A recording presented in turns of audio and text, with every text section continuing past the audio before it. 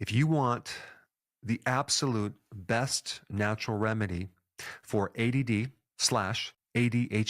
stay tuned. This data is from Dr. William Kaufman, MD, PhD. I'll put his link down below. There is a very simple vitamin deficiency involved in this condition, but you cannot fix this condition by taking the normal amounts of this vitamin. You have to take higher amounts. There's two main versions of this vitamin. You have niacin and niacinamide. The one that you're going to need for this condition is niacinamide. You know, one of the big challenges with using vitamin therapy is that the research is usually using low doses of vitamins, which are basically worthless. And the other problem is that just the medical community is unaware of this. Not to mention the bad PR in vitamins. You know, they're dangerous. They kill people, which is absolutely not true. And also, like 1/3 of 125 medical schools give you an elective credits for nutrition. Like Cornell is like, you get 8 hours of nutritional information. 8 hours? So check this out. Vitamin B3, what it can do for your brain. First of all, it's the precursor. It's the building block for a very important thing in your cells that helps you extract energy from food. It's called NAD. And so when you eat, whether it's protein, fats, or carbohydrates, this molecule helps to take these electrons from that food and put it into a battery called ATP. So if you don't have that, then your cells can't get energy. And so Dr. Kaufman talks about this research with animals called increased running when you take B3, or what they call hyperkinesis, which is hyperactivity. Could that affect your ability to hold your concentration on one thing without going into another?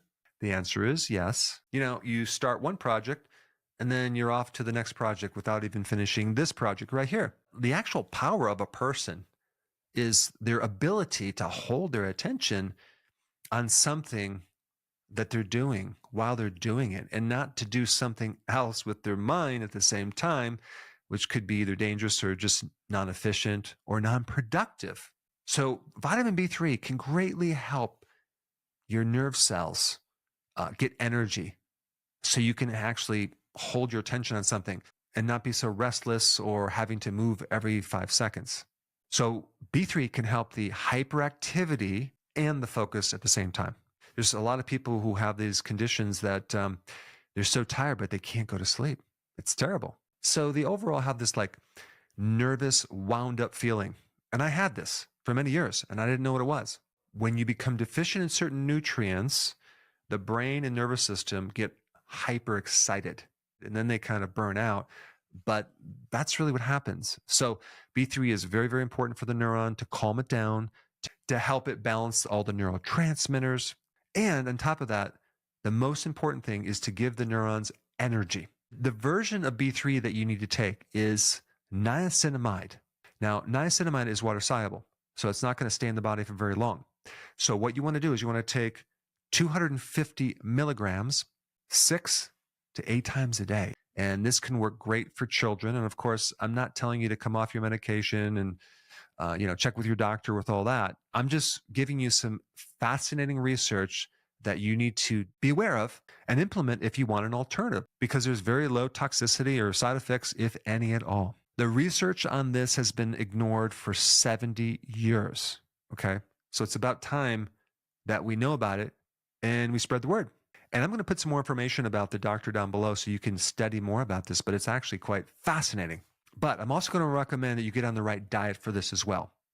And because just by taking this vitamin, it's not going to be the cure-all. It's going to help you while you're doing these other things as well. And for that information, you should watch this video right here. I'm going to share with you the absolute best vitamin for arthritis. And I'm not talking about vitamin D. Vitamin D is great, but there's something else that's amazing. I stumbled on this by accident. I was taking this vitamin. I never took it before. Go to sleep, wake up, and I just noticed like all this stiffness that I would normally have because of all the injuries to my spine. It's like someone to put WD-40 in my joints. I'm like, why am I feeling so loose? So I'm like, oh, I took that vitamin the day before. So with arthritis, you have inflammation, breakdown of the cartilage, you have wear and tear, you have pain. People are taking NSAIDs to get rid of inflammation. The problem is there's some side effects, GI bleeding, ulcers, kidney problems, things like that. If you take a steroid, the side effect is it'll destroy your joints, it'll lower your immune system. So is there something that you could take that doesn't have these adverse effects? And the answer is yes, specifically in the mitochondria, and it's a precursor to this molecule called NAD. NAD is kind of a helper molecule for turning food into energy like ATP. And so we're talking about biochemistry here. We're talking about helping move these things called electrons, which are really unusable until you package them into a certain energy form. So that's what NAD helps you with. And NAD is involved in over 400 different genes. So it's a really important molecule.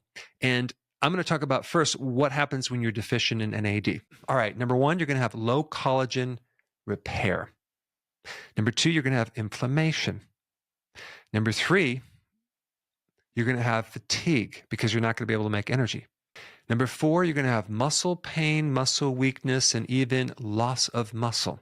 Number five, you'll have metabolic diseases, right? And that could range anywhere from diabetes, Alzheimer's, even cancer.